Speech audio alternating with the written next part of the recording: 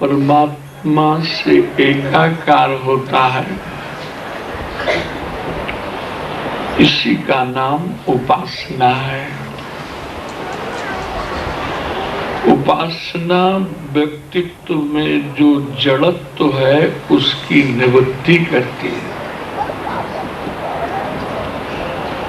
उपासना के दो रूप हैं, एक उसका रूप चिंतनात्मक है, दूसरा रूप कैंकर है। चिंतनात्मक को भावात्मक भी आचार्यों ने निवेदन किया है। उपासना और भक्ति को रामानुजाचार्य जी ने अभिन्न माना है। कुछ आचार्य मानते हैं उपासना करते करते भक्ति का प्रादुर्भाव हुआ करता है। फिर भी भक्ति का एक रूप चिंतनात्मक है, दूसरा रूप कैंकर है। चिंतनात्मक भक्ति के द्वारा दृश्य जगत से तादात्म्य टूट जाता है। ये चिंतनात्मक भक्ति का परम फल है। जीव अनवरत जैसे गंगा का अखंड प्रवाह अविरल गति से समुद्र की ओर बहता है, ऐसे ही भगवान की स्मृति का प्रवाह जब अंतःकरण में अविरल गति से बहने लगता है तो जीव का संसार का ममत्व निवृत्त होता है और भगवान का ममत्व प्रगाढ़ होता चला जाता है। जब तक चिंतनात्मक भक्ति जीवन में नहीं आती है तब तक ममता के कोष्ठ में भगवान नहीं आते हैं। और ममता के कोष्ठ में जब तक संसार रहता है तब तक विषमता जीवन में बनी ही रहती है। ममता के कोष्ठ में जब भगवान आ जाते हैं तो व्यक्तित्व में समता आ जाती है। ये योग की उच्चतम अवस्था मानी गई है। समत्वम योग उच्चते, गीता ने जो योग की डेफिनेशन दी है, समता में स्थित होना ही योग है। और दूसरा रूप कैंकर है। कैंकर को दूसरी भाषा में और हम कहें सेवा है। अरे सेवा के भी दो रूप हैं। सेवा का एक रूप तो ये है जो भगवान की अभी आरती करके आए हैं श्री ठाकुर जी। भगवान को लाड़ लड़ाना, उनको विविध विविध प्रकार से हमारे पास जो कुछ प्रभु का दिया हुआ है उससे उनकी सेवा करना, इससे भी अंतःकरण की समस्त प्रियता भगवान में मूर्ति चली जाती है। वल्लभ दर्शन में कैंकर की ही प्रधानता है। तो सेवा का एक रूप भक्ति का ये है और इससे भी गंभीर दूसरा रूप ये है। ये समस्त विश्व ब्रह्मांड ही श्री कृष्ण का स्वरूप है और श्री कृष्ण का स्वरूप मान के इस विश्व ब्रह्मांड की सेवा करना और बदले में किसी प्रकार की आशा न रखना, इसका नाम भी कैंकर्य है। तो करुणा वरुणालय भगवान के हृदय में करुणा आई और वो करुणा वरुणालय भगवान ही नाम रूप लीला और धाम के रूप में प्रकट हुए ताकि चित्त का प्रवाह, चित्त का तादात्म्य किसी प्रकार जीव का मेरी तरफ जुड़ सके। ये भगवान की करुणा का ही प्रभाव है। तो किशोरी जी ने प्रार्थना की, मूल विषय जो आज का सब्जेक्ट है, किशोरी जी ने प्रार्थना की कि हम गोलोक से भूलोक चल तो रही हैं और आप आपके अवतार का प्रयोजन भी सिद्ध हो, उसमें हम सहायक बनेंगे। लेकिन आपकी ये लीलाएं भूलोक में कैसे होंगी, इसलिए लीला स्थल का निर्माण तो होना चाहिए। प्राकृत भूमि में अप्राकृत लीलाएं नहीं हुआ करती हैं। ऐसे प्राकृत मन में भी भगवती संकल्पों का जन्म नहीं होता है। भगवती संकल्प भी उन्हीं के मन में उत्पन्न होते हैं जिनका मन भी भगवती हो जाता है। जब तक मन प्राकृत रहता है तब तक प्राकृत संकल्प रहेंगे। तो इसी प्रकार ये आपकी जो दिव्य चिन्मय लीलाएं हैं वो कैसे संपन्न होगी, तो किशोरी जी की प्रार्थना स्वीकार करके भगवान का हृदय, करुणा वरुणालय प्रभु का हृदय द्रवीभूत हुआ है, द्रवता आई है। और वो द्रवीभूत भगवान का हृदय का प्रेम जो आज बहता हुआ मिल रहा है वो यमुना के रूप में है, और जो स्थिर हो गया है उसका नाम गिरिराज है। बोलो गिरिराज। श्री गिरिराज जी और श्री यमुना जी इस साक्षात गोलोक बिहारी के अंतःकरण का छलकता हुआ प्रेम है प्यारे। और गिरिराज जी का दर्शन करके किशोरी जी को बहुत प्रिय है, राधा रानी को बहुत प्रिय है गिरिराज जी। और गिरिराज जी का दर्शन करके, यानी गिरिराज जी का मतलब है ठाकुर जब अपना प्रेम देखते हैं तो ठाकुर के भीतर भी आह्लाद होता है। किसी मानवीय हृदय में जब ठाकुर का प्रेम छलकता है तो ठाकुर उस प्रेम से आकर्षित होकर उसके पीछे पीछे घुमा करते हैं। पूये ये तेंगिरेणु भी भागवत के 11 स्कंद में तो भागवतकार ने लिखा कि भगवान ने गोवर्धन को देखा अपनी लीला के परिवेश में आ वृंदावनम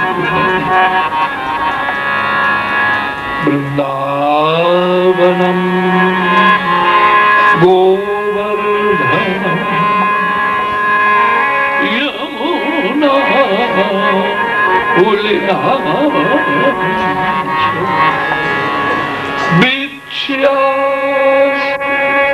दुत्तमा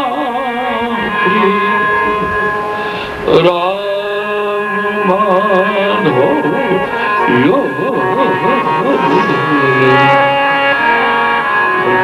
वृंदावनम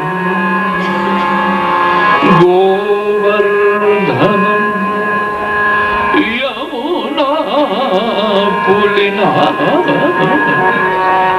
इनका 3 का दर्शन श्याम बलराम ने किया।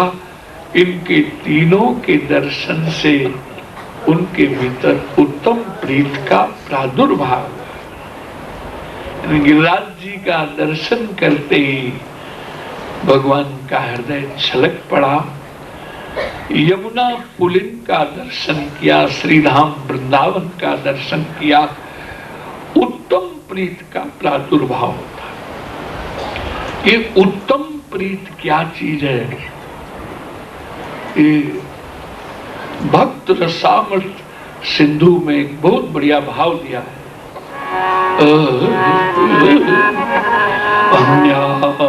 अन्याभिलाषिता शून्यम ज्ञान कर्माद्यनाभृतम। उत्तम प्रीत का लक्षण ये है कि वो ज्ञान और कर्म से ढकी हुई नहीं होना चाहिए। अगर ज्ञान और कर्म से ज्ञान रहता है और कर्म भी रहता है लेकिन उतना ही रहता है भक्ति में जो रसास्वादन में सहायक हो। दाल में मीठू आवश्यक है, लेकिन ज्यादा मीठू डाल दो मीठू ना तो दाल का स्वाद ही खत्म हो जाएगा। ऐसे ही ज्ञान उतना ही ठीक है जो तुम्हारे रसास्वादन में सहायक हो, और कर्म भी उतना ही ठीक है जो तुम्हारी मस्ती में बाधक न हो। इसलिए आपने देखा होगा जितने ऊंचे आशिक भगवान के हुए हैं उनमें व्यवहारिकता इतनी नहीं हुआ करती है। लोग कभी कभी भूल जाते हैं, इनसे अगल बगल भैया हमको बता देना किसके साथ कैसा शिष्टाचार का व्यवहार करना चाहिए, मैं भूल न जाऊं। अभी बापू आए, हमें वो सहवाग चले भी गए शायद, तो मैं कैसे उनके साथ पेश आना चाहिए मुझे खुद पता नहीं।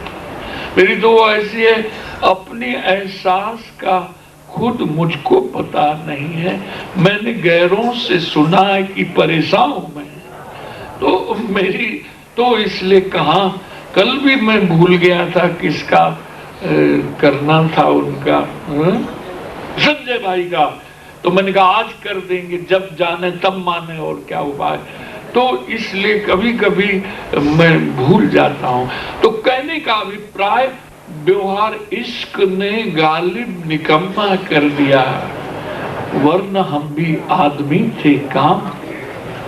कभी कभी लोग सोचते होंगे कि हम महीनों पेट्रोल फूका, बाबा को गाड़ी से ले गए, वहां ले गए, पर इतना निष्ठुर साधु वृंदावन जाके एक न पत्र लिखता है न फोन करता है, भैया मुझे माफ कर दीजिए, बोलो राधे राधे। और बहनें तो कहती नहीं पर सोचती होंगी कि कैसा निष्ठुर साधु है। लोग दिवाली का कार्ड भेजते हैं शुभ दिनों में, पर ये न कभी कार्ड भेजे न, अब क्या करें। मिलो तो यार पूरे मिलो, हटो तो पूरे हटो, बोलो राधे। और न तुम पूरा मिलना जानते हो न पूरा हटना जानते हो। इसलिए मूल विषय पर आ जाओ, ज्ञान और कर्म बहुत थोड़ा रहना चाहिए। ज्ञान कर्मा क्योंकि कर्म जो है वो जड़त्व में लाता है जी, और ज्ञान से स्थिरता तो आती है, पर ज्यादा ज्ञान होना वो भी मस्ती में। ये ज्यादा जो बुद्धिजीवी होते हैं ना, कथा में तो सुख लेते हैं, और जरा इनको ठुमका लगाना पड़े तो इनकी बुद्धि मने करती है, शू करो ये बाबा तो गाड़ा से, तुम क्यों गाड़ा हो रहे हो, बोलो राधा। ये माफ करना, तुम्हारी समझदारी को मैं क्या कहूं, वो समझदारी धिक्कार है। सो सुख धर्म कर्म जरि जाय, यही न राम पद पंकज भाय, यही न राम पद पंकज भाय। सो सुख धर्म कर्म जरि जाय, यही न राम जरे सो संपत्ति सुहद सुख, सुहद मात पितु भाई, सुहद मात पितु भाई,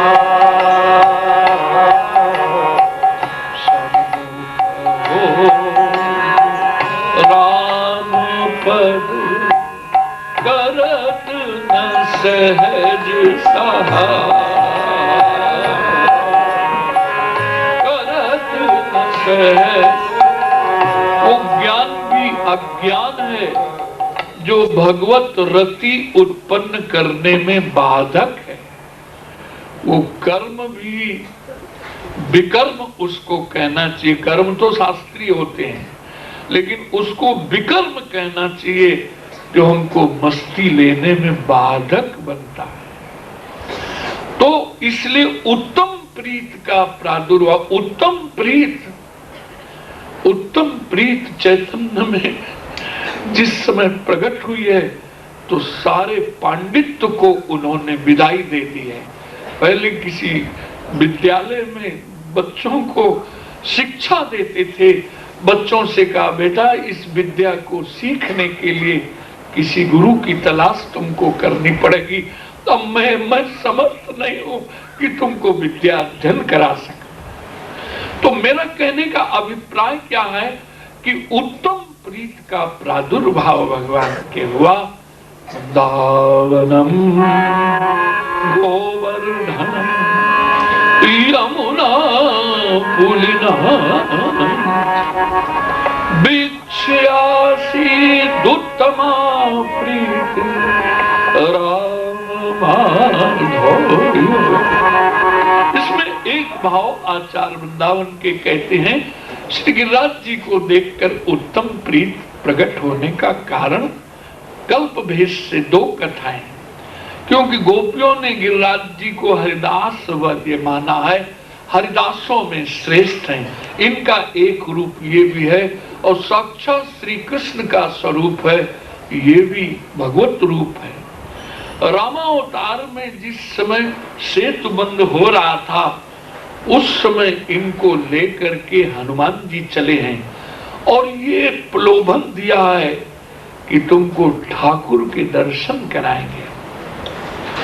तो श्री गिरिराज जी को लेकर के आ रहे थे, लेकिन सेतु बंद का काम जब पूरा हो गया है तो भगवान ने कहा जो जहां जिस पर्वत को ला रहे हो वहीं स्थापना करने, यहाँ काम पूरा हो गया है।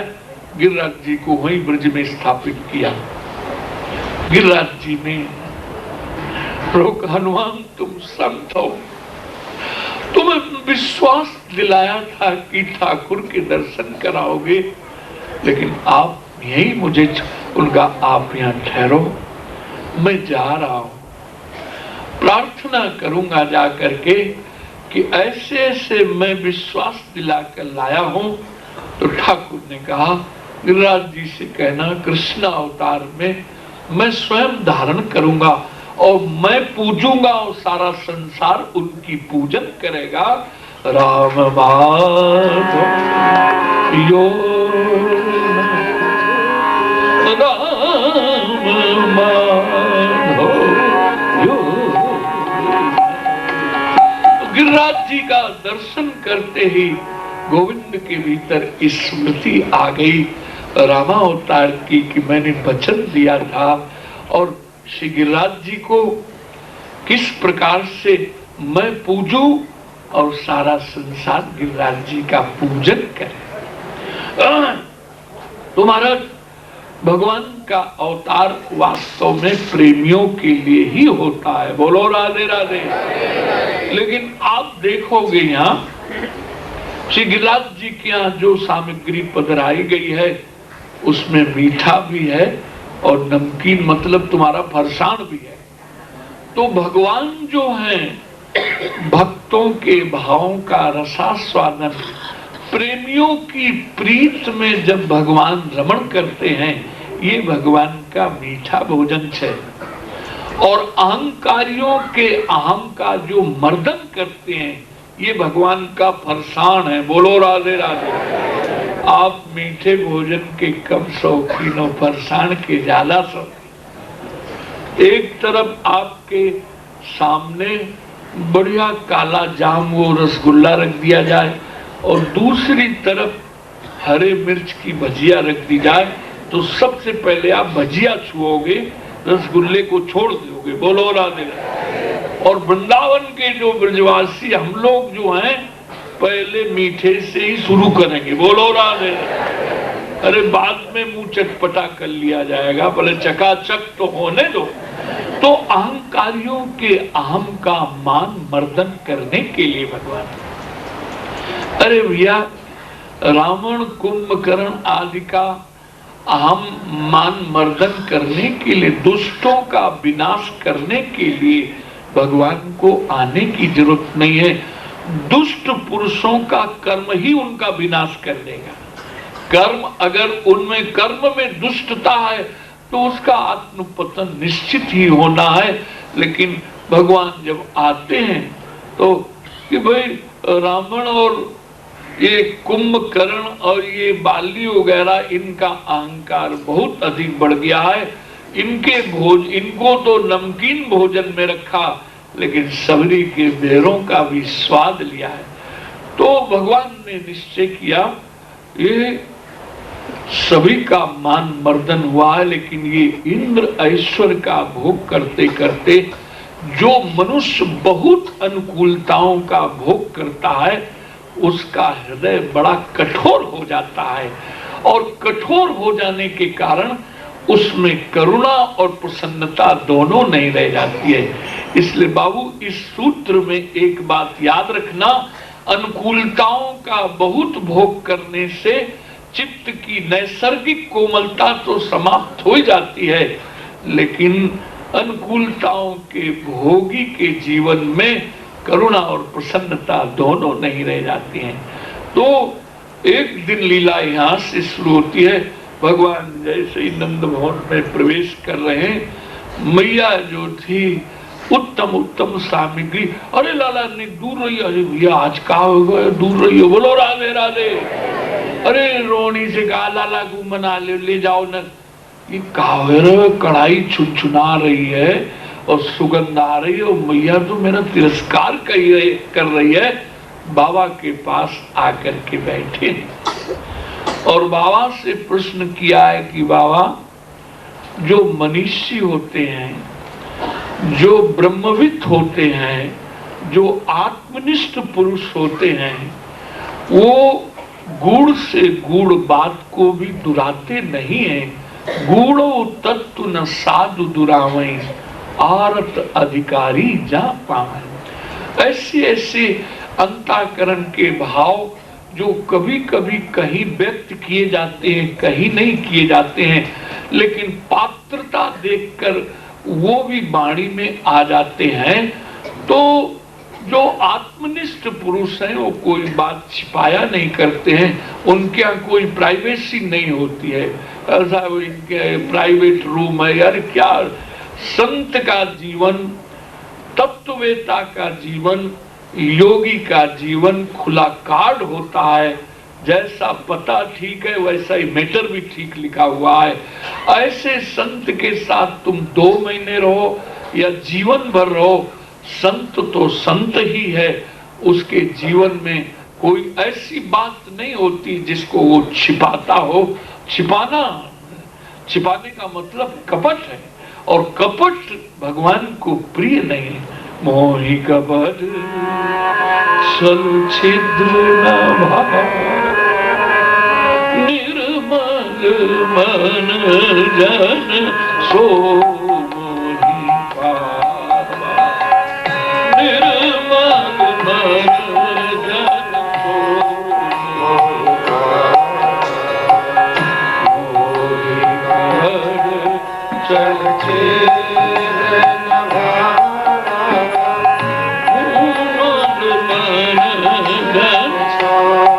बाबा ने सारी बात बता दी। बेटा हम लोग इंद्र की पूजा किया करते हैं, बाबा इंद्र क्या देता है? बेटा इंद्र की कृपा से वर्षा होती है, हरी हरी घास गौएं चरती हैं। हम वैश्य लोगों का यही स्वधर्म है गोचारण करना, तो इसलिए इंद्र की प्रतिवर्ष पूजा करते हैं। बोले इंद्र कौन सी बला है, इंद्र क्या देता है? ये तो ऐसे बोल रहे हैं इस समय जैसे रशियन फिलॉसफी कोई पढ़ी हो। बोलो राधे राधे। जैसे साम्यवादी कोई बोल रहा है, कर्मणा जायते जंतु कर्मणैव विलीयते। देखो ये ठाकुर की भाषा है। कर्मणा जायते जंतु कर्मणैव विलीयते। सुखम दुखम भयम क्षेमम कर्मण ये सुख दुख भय क्षोभ हानि लाभ जो कुछ होता है ये जीव के कर्मानुसार होता है। इसमें इंद्र कहां से आ गया बीच में? इस रामायण में भी ट्रांसलेट किया है। ओ नगा सुख दुख कर दाता निज कृत कर्म भोग सुन धाता निज कृत कर्म भोग।